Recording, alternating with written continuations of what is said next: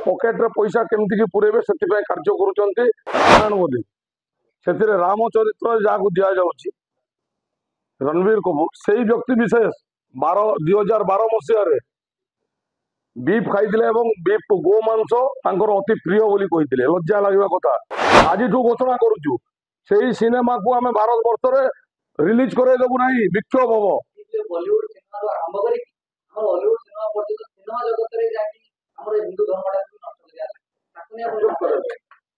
हम देखु गोटे कथा कहबी सेठी सब व्यवसाय कर निज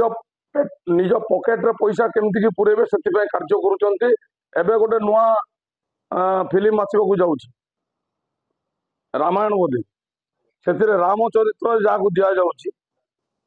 रणवीर कपूर से व्यक्ति विशेष 2012 मसीह बीफ खाई